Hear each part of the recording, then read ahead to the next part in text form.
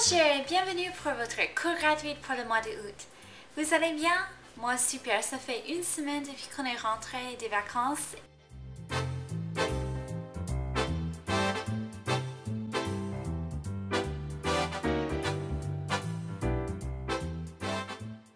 Je voulais vous parler aujourd'hui de comment incorporer le look vintage ou héritage avec des photos d'aujourd'hui.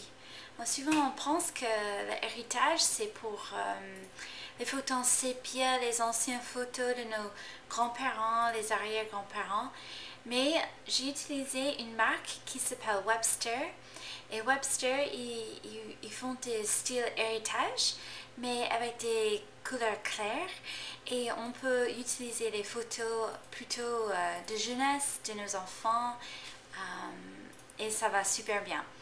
Alors, j'ai choisi cette marque du papier parce que le kit du mois, pour le mois de septembre, j'ai choisi toute la collection de Webster. C'est une collection qui s'appelle Paris et c'est super joli. Et ce que je vais faire aujourd'hui, c'est pas la collection Paris, mais c'est un peu comme ça. Et c'est le même style. Donc, voilà. Pour cette page, il vous faut une photo de grande taille. Et avec le look héritage ou vintage, normalement, on utilise beaucoup de distressing. Et on va faire pareil aujourd'hui. Je vais vous montrer comment vieillir vos pages, mais avoir un look jeune et frais. Pas un look pour les photos en sépia ancien, mais de mélanger un peu les deux styles. Alors, on a utilisé le Edge Distresser. En fait, c'est un Edge Distresser, c'est un outil avec une lame qui va frotter contre les bords de vos papiers pour donner un peu de texture. Donc, si vous n'avez pas un outil exactement comme ça, vous pouvez frotter avec le papier de verre ou vous pouvez prendre une lame d'un bic ou un truc comme ça pour frotter contre le papier. Donc ça donne une jolie texture autour de chaque page. Aussi pour valoriser, si vous voulez, mettre en valeur les bords de chaque feuille, je vais l'ancrer avec l'encre marron. Même aussi sur les bords où j'ai passé la lame pour donner de la texture à la page. Comme vous voyez ici, j'ai mis une page d'un livre sur ma page scrapbooking. Et tout ce que j'ai fait, c'est que j'ai trouvé un livre que je vais plus lire. C'est fini, c'est un ancien livre. Et j'ai déchiré une page. Pour certains d'entre vous, j'imagine, vous pensez que c'est sacré les livres, il faut pas les déchirer. Mais moi, je vais les utiliser dans mes projets création loisirs. Donc, pour moi, c'est pas une péché parce que ça me sert à autre chose, plus artistique.